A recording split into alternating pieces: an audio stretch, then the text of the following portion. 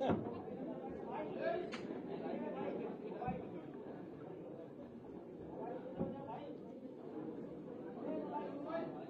गिलास इधर रखो।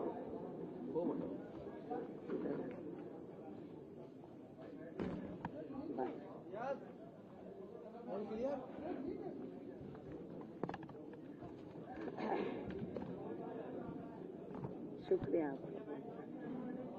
Thank you thank you thank you. है भैया, है लगा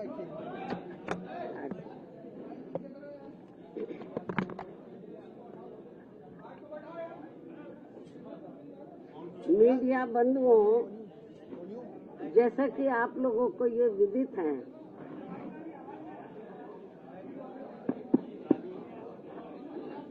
क्यों भाई आवाज आ रही है?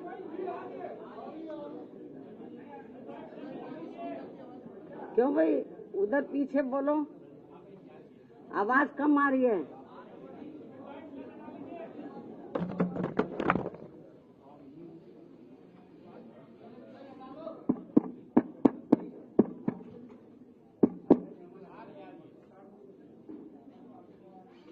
मीडिया बंधुओं,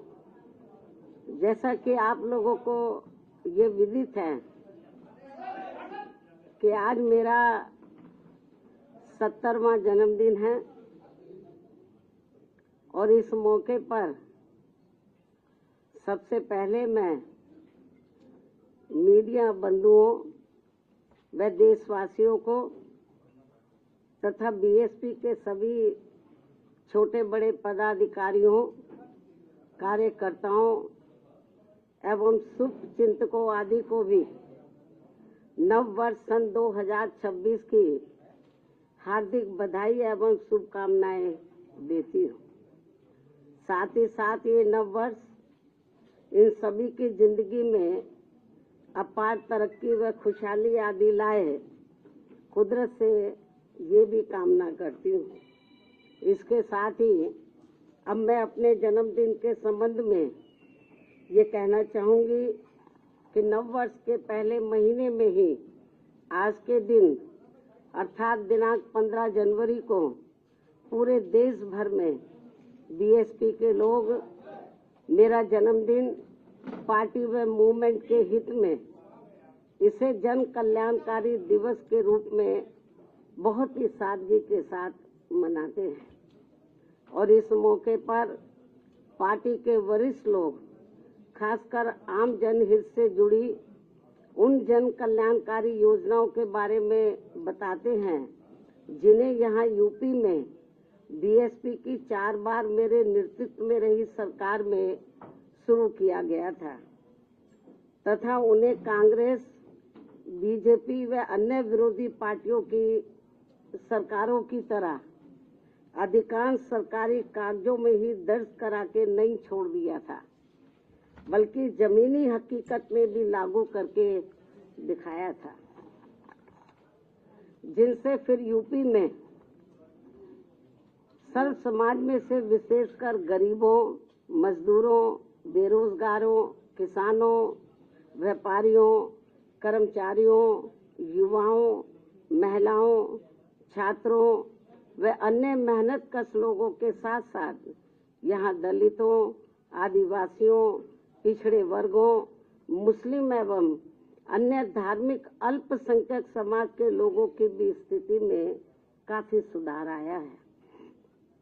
और अब अपने राजनीतिक लाभ के लिए उनमें से कुछ योजनाओं की नकल करके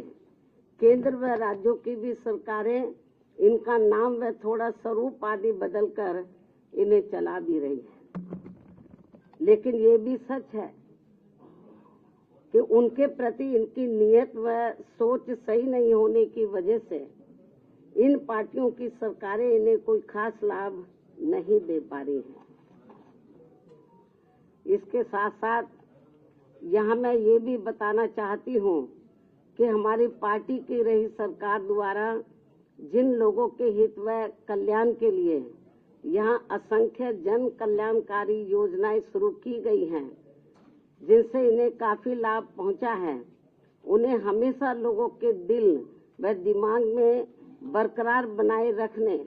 व साथ ही उनमें बीएसपी के प्रति आस्था व निष्ठा आदि बनाए रखने के लिए भी पार्टी व आम जनहित में हर वर्ष की तरह इस वर्ष भी पूरे देश भर में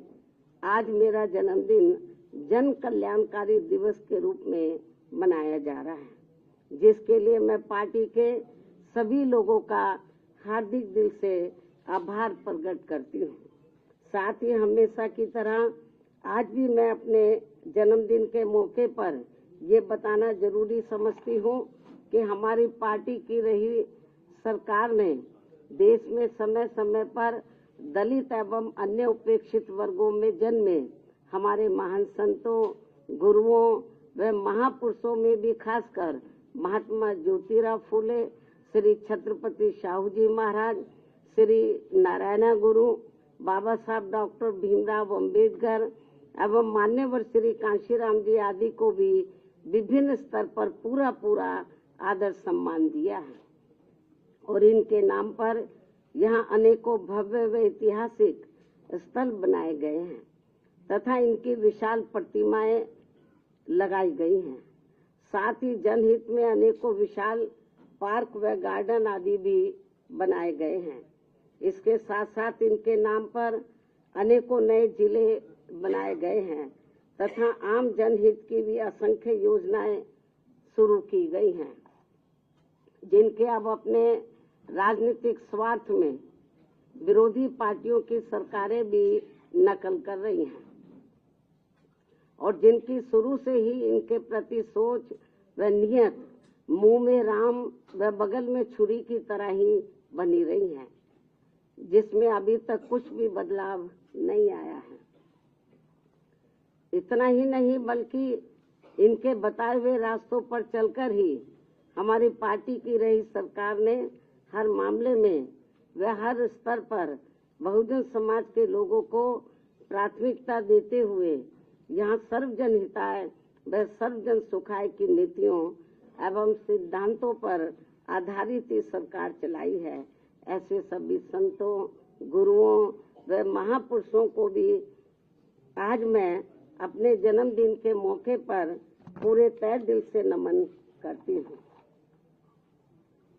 जिनके बताए हुए रास्तों पर चलकर ही मैंने देश में यहाँ सदियों से उपेक्षित रहे खासकर दलित एवं अन्य उपेक्षित वर्गों के लोगों को मान सम्मान के साथ अपने पैरों पर खड़े करने के लिए अपनी पूरी जिंदगी भी समर्पित कर दी है। क्यों भाई खांसी बहुत आ रही है, थोड़ा ये माइक भी कम करो, आप थोड़ा सा इधर को हो जाओ और ये दरवाजा खोल दो। मेरे ख्याल सफोकेशन हो रहा है मेरे ख्याल आप लोगों को।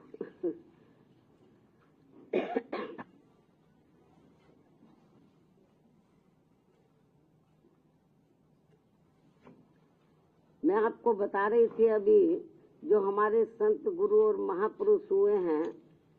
जिन्होंने इस देश के खास तौर से दलित एवं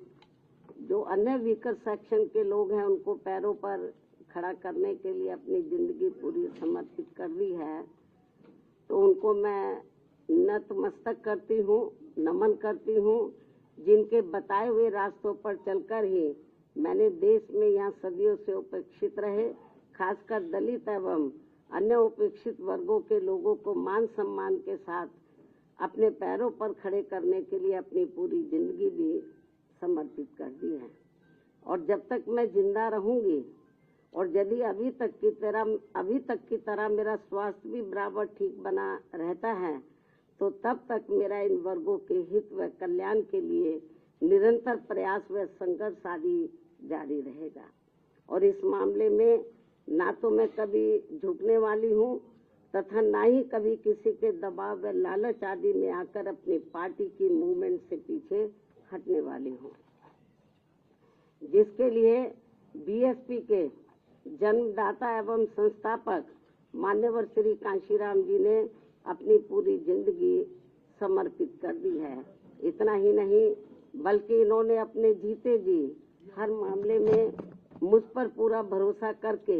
वह मुझे अपना एकमात्र उत्तराधिकारी बनाकर इस पार्टी की संपूर्ण जिम्मेवारी भी मेरे कंधों पर सौंप दी है, जिसे मैं अपने जीते जी किसी भी कीमत पर पीछे नहीं जाने दूंगी, बशर्ते ईवीएम हमारी मुश्किलें और ज्यादा ना बढ़ाता रहे। ये मैं अपनी पार्टी के लोगों को विश्वास दिलाना चाहती हूँ, लेकिन इसके लिए मैं उनसे पार्टी को हर स्तर पर पूरा सहयोग करने की भी पुरजोर अपील करती हूँ। वैसे मुझे पूरा भरोसा है कि इस मामले में पार्टी के लोग मुझे कतई भी निराश नहीं करेंगे। इसके साथ साथ यहाँ मैं ये भी कहना चाहूँगी कि पार्टी द्वारा हर वर्ष इनके मूवमेंट को आगे बढ़ाने के लिए विभिन्न स्तर पर जो भी प्रयास किए गए हैं और इस दौरान जो भी उतार चढ़ाव आए हैं तथा विरोधियों द्वारा बीएसपी को कमजोर करने के लिए जो भी षड्यंत्र रचे गए हैं, तो इन सब का पिछले एक वर्ष का पूरा लेखा जोखा मेरी हर वर्ष आज के ही दिन अर्थात मेरे जन्मदिन के मौके पर जारी होने वाली पुस्तक मेरे संघर्षमय जीवन एवं बीएसपी मूवमेंट का सफरनामा में हिंदी व अंग्रेजी में वर्णित कर दिया जाता है, जो फिर ये पुस्तक पार्टी में विशेषकर नए जुड़े लोगों के साथ साथ वर्तमान युवा पीढ़ी व आगे आने वाली पीढ़ी के लिए भी पार्टी व मूवमेंट के हित में उन्हें सही मार्गदर्शन व प्रेरणा आदि देने का ये अति महत्वपूर्ण कार्य करेगी, जिसका 21वें हिंदी व अंग्रेजी संस्करण का मैं विमोचन करूं। लेकिन उससे पहले मैं मीडिया के माध्यम से पार्टी के लोगों को सावधानी के तौर पर यह बताना जरूरी समझती हूं कि देश में पार्टी की मूवमेंट को आगे बढ़ने से रोकने व कमजोर करने के लिए पिछले कुछ वर्षों से यहाँ कांग्रेस, बीजेपी व अन्य जातिवादी पार्टियां आए दिन किस्म किस्म के साम दाम दंड भेद आदि अनेकों हथकंडे इस्तेमाल करती रहती हैं, जिनका सही व समय से मुंह तोड़ जवाब देकर वे हर प्रकार की सावधानी बरतते हुए ही अपनी पार्टी के लोगों को पूरे देश में बीएसपी को हर स्तर पर मजबूत बनाना है और खासकर आबादी के हिसाब से देश के सबसे बड़े प्रदेश यूपी में फिर से यहाँ अपनी पार्टी बीएसपी को सत्ता में लाना भी बहुत जरूरी है। हालांकि इस संदर्भ में काफी कुछ विस्तार से जानकारी मैंने दिनांक 9 अक्टूबर सन 2025 को बीएसपी के जन्मदाता एवं संस्थापक मान्यवर श्री कांशीराम जी की पुण्यतिथि के मौके पर यहाँ लखनऊ में इनके सम्मान में किए गए यूपी प्रदेश स्तरीय अति विशाल महा आयोजन में दे दी गई है। उन्हें मैं पुनः दोहराना नहीं चाहती हूँ, लेकिन यहाँ यूपी की आम जनता को सजग व सचेत करने के उद्देश्य से ये कहना जरूरी समझती हूँ कि पिछले महीने सन 2025 में उत्तर प्रदेश विधानसभा के हुए शीतकालीन सत्र के दौरान राजधानी लखनऊ में अकेले बीजेपी के ही नहीं बल्कि सपा व कांग्रेस के भी ब्राह्मण समाज के सभी विधायकों तथा सरकार के मंत्री आदि ने भी एक जगह इकट्ठा होकर अपने ब्राह्मण समाज की वर्तमान बीजेपी की सरकार में भी हर स्तर पर हो रही उपेक्षा तथा इन पर आए दिन हो रही जुर्म जाति आदि को भी लेकर काफी चिंता व्यक्त की गई है और ये स्वाभाविक भी है। जबकि यूपी में हमारी पार्टी ने पिछले कई हुए विधानसभा चुनाव में टिकट देने व सरकार बनने पर अन्य वर्गों की तरह ब्राह्मण समाज को भी हर स्तर पर उचित भागीदारी दी है। साथ ही इनके ऊपर किसी भी प्रकार से कोई भी अन्याय अत्याचार आदि नहीं होने दिया है, जिसे ध्यान में रखकर अब यहाँ ब्राह्मण समाज को भी कांग्रेस, बीजेपी व सपा आदि इन पार्टियों के किसी भी बहकावे में नहीं आना चाहिए। वैसे भी अब ब्राह्मण समाज को किसी का भी चोखा बाटी आदि नहीं चाहिए और न ही वे किसी की धमकी से भी डरने वाले हैं। बल्कि उन्हें हर स्तर पर पूरा मान सम्मान व उचित प्रतिनिधित्व तथा रोटी रोजी के भी साधन चाहिए। साथ ही इनके ऊपर कोई भी जुर्म जाति आदि नहीं होनी चाहिए, जो ये सब इनकी चाहत अभी तक बीएसपी की सरकार में ही पूरी हुई है। और इस बार बीएसपी की सरकार बनने पर फिर से इनकी ये सब चाहत जरूर पूरी की जाएगी। इनके साथ साथ क्षत्रिय व वैश्य समाज आदि के भी हित व कल्याण का तथा इनकी सुरक्षा आदि का भी हर मामले में पूरा ध्यान रखा गया है और आगे भी रखा जाएगा। वैसे भी हमारी पार्टी की रही सरकार ने हमेशा यहाँ सर्व समाज के हित व कल्याण का हर मामले में वे हर स्तर पर पूरा ध्यान रखा है। खासकर जाट समाज जो ज्यादातर खेती किसानी का कार्य करता है, उनकी खेती करने के लिए खाद्य सहित अन्य सभी सुविधाओं की समय से उचित व्यवस्था की है। साथ ही गन्ना किसानों को तो काफी बढ़ाकर दाम दिया है। इनकी अन्य फसलों का भी उन्हें उचित दाम दिया है। और अब सरकार बनने पर और अब आगे सरकार बनने पर इनका इसी प्रकार आगे भी जरूर पूरा ध्यान रखा जाएगा। इसके साथ साथ जाट समाज के शिक्षित बेरोजगार युवाओं को भी सभी विभागों में व खासकर पुलिस भर्ती में बिना कोई रिश्वत के उन्हें काफी सरकारी नौकरी भी दी है। अन्य वर्गों की तरह इनके ऊपर भी कोई जुल्म जाति आदि नहीं होने दी गई है। राजनीति में भी इनको उचित भागीदारी दी है और अब इनको भी अपने हित व कल्याण में बीएसपी से जुड़कर अपनी पार्टी बीएसपी की ही सरकार बनाना बहुत जरूरी है। इतना ही नहीं बल्कि यहाँ दलितों, पिछड़ों, मुस्लिम व अन्य धार्मिक अल्पसंख्यक समाज के लोगों के हितों का तो बीएसपी की रही सरकार में हर स्तर पर इनका प्राथमिकता के आधार पर विशेष ध्यान रखा गया है और इनके ऊपर कोई भी अन्याय, अत्याचार आदि नहीं होने दिया है। आगे भी इन वर्गों का विशेष ध्यान रखा जाएगा। इसके अलावा हमारी रही सरकार ने, हमारी पार्टी की रही सरकार ने किसी के भी मंदिर, मस्जिद व चर्च आदि को भी कोई क्षति नहीं पहुंचने दी है। इस प्रकार से हमारी पार्टी की रही सरकार ने यूपी की आम जनता को हर मामले में व हर स्तर पर काफी बेहतरीन सरकार दी है। हालांकि प्रदेश की आम जनता ने यहाँ कांग्रेस, बीजेपी व सपा आदि का भी शासनकाल देखा है और खासकर सपा के शासनकाल में तो यहाँ अधिकांश गुंडों, बदमाशों, माफियाओं व भ्रष्ट लोगों का ही राज चलता रहा है, जिसमें इनके खुद के समाज को छोड़कर अधिकांश अन्य सभी वर्गों का शोषण होता रहा है। और इस मामले में दलित वर्ग के लोगों का तो इनकी सरकार में सबसे ज्यादा उत्पीड़न हुआ है, जिनके समाज के बीएसपी की प्रमुख नेता को भी सपा से अलग होने पर, जब गठबंधन की सरकार थी तो सपा से अलग होने पर दिनांक 2 जून सन 1995 को यूपी के लखनऊ सरकारी गेस्ट हाउस में मेरे ठहरने के दौरान वहां सरकारी मशीनरी की मदद से सपा के कई हजार गुंडों व बदमाशों आदि ने जो उस दिन मेरे ऊपर जानलेवा हमला करने का पूरा प्रयास किया है, ये सब भी किसी से छिपा नहीं है। इसके अलावा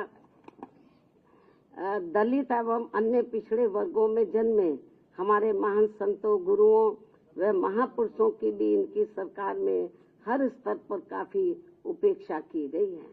संसद में दलितों के पदोन्नति में आरक्षण से संबंधित लाए गए बिल को भी सपा के सांसदों द्वारा फाड़ दिया गया था। मान्यवर श्री कांशीराम जी के देहांत होने पर इनकी सरकार द्वारा इनके सम्मान में एक दिन का भी राजकीय शोक घोषित नहीं किया गया था। पिछड़े वर्गों का भी आरक्षण संबंधी ज्यादातर लाभ इनकी सरकार में केवल इनका खुद का अपना समाज ही उठाता रहा है। मुस्लिम समाज भी